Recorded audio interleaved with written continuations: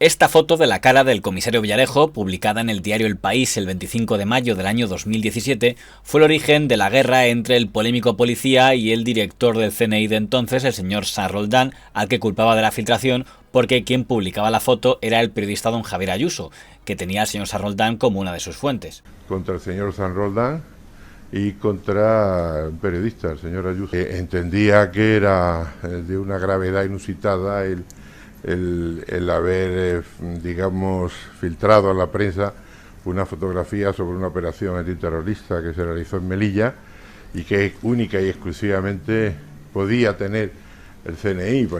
Según el señor Villarejo, le indignaba que se publicara una foto de él porque ponía en peligro sus tapaderas en misiones internacionales en las que actuaba de forma encubierta. Yo iba con una carpeta para que no me vieran. No era por una cuestión, digamos, estética o no, es simplemente porque en muchas operaciones, pues en Afganistán he sido tratante de caballos, en Somalia he sido traficante de armas. Aunque yo me pregunto si lo que de verdad le molestaba es que difundiendo su cara en aquel momento, la doctora Pinto le podía identificar como su presunto agresor de cara a la rueda de prensa de reconocimiento que se iba a celebrar tan solo unos días después. 6 de junio, rueda de reconocimiento, 25 de mayo, El País publica su cara. Pero claro, casualmente, esta señora que es dermatóloga, pues una de sus pacientes es la señora Margarita Robles, claro, y eso le dio un talante totalmente diferente. Con la hemeroteca en la mano, aquella no era la primera vez que se veía la cara del señor Villarejo en un medio de comunicación, y no me estoy refiriendo a la famosa entrevista que concedió a la televisión española en los 80 cuando representaba a un sindicato policial. Me refiero al caso del llamado Informe Veritas, que fue desvelado por el periódico Diario 16 el 29 de abril de 1995 en un reportaje firmado por los periodistas señores Irujo y Cervero y que ya lo acompañaban con una foto del comisario Villarejo. También habría un reportaje sobre él con foto en la revista Tiempo por el mismo caso Veritas. Es llamativo que en el verano del año 2017, la productora Mediapro, de don Jaume Roures, realiza un documental sobre las cloacas del Estado que dedica una gran parte a hablar del informe Veritas. En el Ministerio del Interior se produjeron maniobras encaminadas a desprestigiar a Garzón, uno de los jueces que instruían el caso. El informe Veritas, encargado por responsables policiales y políticos del Ministerio, tenía una finalidad: desacreditar a Baltasar Garzón. Y lo presenta como un informe realizado en 1994 con el único objetivo de perjudicar la imagen del juez progresista don Baltasar Garzón Real, que por entonces instruía una de las piezas del caso Gal. En algún momento es probable que surgiera esa idea, no sé exactamente de dónde, ni por orden de quién, de que se me investigara, ¿no?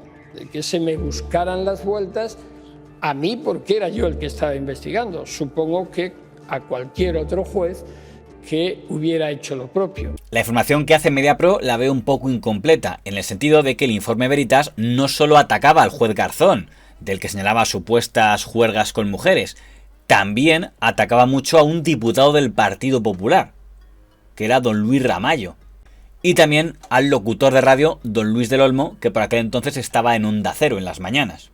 Si del juez Garzón decía que podría haber participado en orgías, al señor Ramallo le presentaban como un ludópata adicto al juego, y del señor don Luis del Olmo decían que aprovechaba su cargo como periodista para hacer negocios.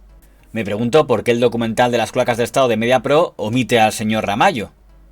No sé si por falta de tiempo o porque les interesaba un relato en el que lo que ellos llaman las cloacas solo ataca a la izquierda y nunca a un representante de la derecha, como claramente era el señor Ramallo. Y eso que el señor Ramallo elevó una protesta al Congreso de los Diputados por todo aquello. Y que ambos han confirmado la existencia de ese informe sin poder apelar la paternidad del mismo. Y hoy usted no es el oyente, usted es el escuchante. Y usted, su misión en el gobierno es saber lo que hacen todos los demás de la Cámara. Este gobierno, señor vicepresidente, espía a los diputados, a los jueces, a los periodistas y a quien hace falta. En teoría, los autores del informe son 3. El comisario Villarejo, que entonces era inspector, el inspector señor García Castaño, compañero habitual del señor Villarejo en muchas de sus causas, y un tercer policía que se llamaba don Ramón Lillo. Los 3 son cesados el 24 de abril de 1995 por haber hecho ese informe, y aquí ya vemos 2 interpretaciones diferentes. Mientras que el periódico Diario 16, en su reportaje de 1995 sobre el informe Veritas, culpa de todo al comisario Villarejo y exonera a los otros 2, el diario El Mundo, en una nota publicada por los señores don Antonio Rubio y don Manuel Cerdán, defiende al comisario Villarejo y responsabiliza al gobierno, básicamente al ministro don Juan Alberto Belloch o a la secretaria de Estado doña Margarita Robles. El famoso informe Veritas, el que se trataba de descabalgar al señor Garzón cuando volvió a la justicia en relación con lo GAL, efectivamente, no sé quién. El señor Villarejo, desde luego, tenga usted en cuenta que siempre que ha actuado obedeciendo órdenes. Siempre de sus superiores, siempre del ministro de turno, del secretario de Estado de turno. Que fue Margarita Robles quien le encargó el informe Veritas para desacreditar al señor Baltasar Garzón. ¿Fue así?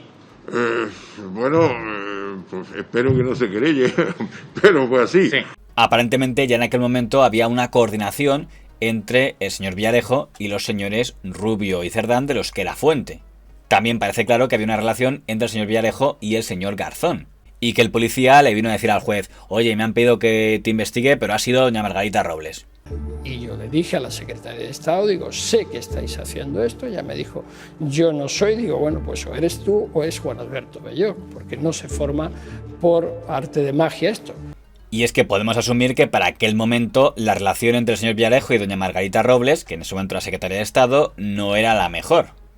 Tan solo 2 meses antes se había producido la humillación con la detención del señor Roldán, porque el señor Roldán, el exdirector de la Guardia Civil acusado de corrupción y fugado durante 1 año, es en teoría detenido, y el ministro don Juan Alberto Belloch comparece en rueda de prensa para asegurar que no ha habido ningún pacto y no ha sido una detención pactada.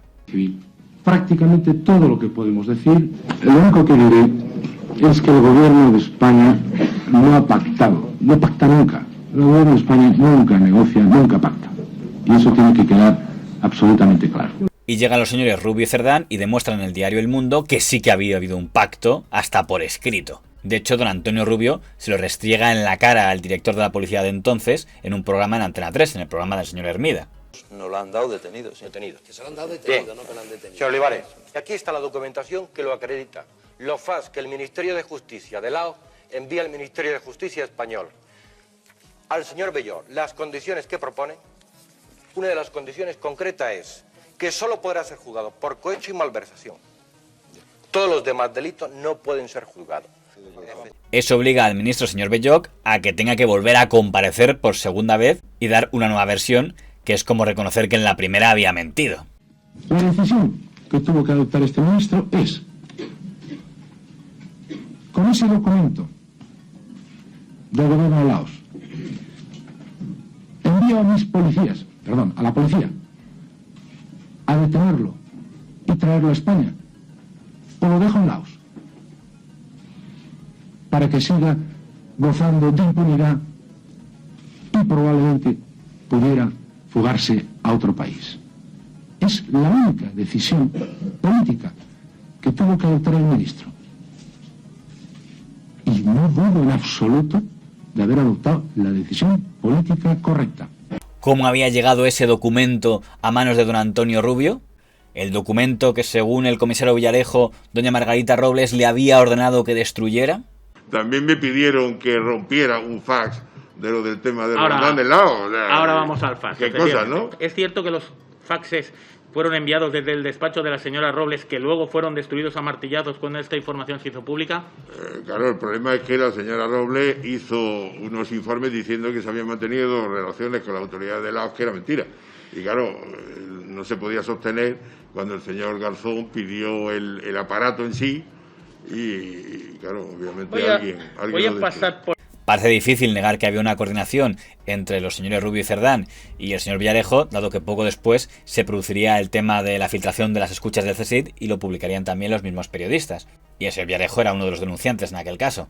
Después, en el año 95, escribe una carta al Ministerio del Interior donde habla de sus periodistas infiltrados, cuando saca el informe Veritas, que tenía periodistas infiltrados que eran Manuel Cerdán y Eduardo y Antonio Rubio. En sede judicial... Ahora bien, del relato del señor Villarejo hay algunas cosas que parecen más complejas, porque, por ejemplo, el señor Villarejo ha llegado a afirmar que la detención, entre comillas, del señor Roldán se retrasó para que no perjudicara al PSOE en unas elecciones europeas. Yo no tengo claro qué perjudicaba menos al PSOE, si que el señor Roldán estuviera por ahí pululando o que lo hubieran detenido. Pero en todo caso, esas elecciones fueron en junio del año 94 y al señor Roldán no le detiene hasta febrero del 95. Me extrañaría mucho que se retrasara tantos meses una detención, que al final cada día que estaba fugado el señor Roldán era un día más de humillación para la Benemérita. Eso sí, en el tema del informe Veritas sirvió para que entre el señor Garzón y el señor Villarejo existiera una clara amistad que ha quedado ratificada por los audios que luego se han ido filtrando a los medios. Pepe. ¿Cómo estás, querido? Bien. Como no me fío de ti. ¡Qué cabrón! Como tú siempre dices que todo está bien. Que yo estoy bien, Balta. Y no nos quieres preocupar a los amigos. Pues, pero aparte de que ese es mi deseo, de que los amigos no tenéis que preocuparos por mí, yo lo agradezco eternamente. Es que además estoy de puta madre, de verdad, Balta. Bueno, sí, pero siempre estás de puta madre. ¿Alguna vez estás mal tú? Hombre, estoy muchas veces mal, igual que sí, tú y tal, no, pero no lo transmites. Por cierto, el día que el señor Garzón fue inhabilitado como juez, la señora Margarita Robles, que entonces era vocal del Poder Judicial, no ocultó su opinión ante un ramillete de micrófonos. Pone de manifiesto la gran solidez de la sentencia, el gran rigor jurídico, la enorme fundamentación y, por tanto, yo creo que es una sentencia jurídicamente impecable. Algunos viejos socialistas, con Margarita Robles a la cabeza, que llevaban años esperando que alguien se atreviera con el juez. Ellos no se atrevieron para pasarle la factura del GAL. Entiendo, porque entristece a todos la situación del juez Garzón, entiendo que hay un derecho a la crítica, pero creo que algunas descalificaciones que ha habido respecto al Tribunal Supremo son absolutamente inaceptables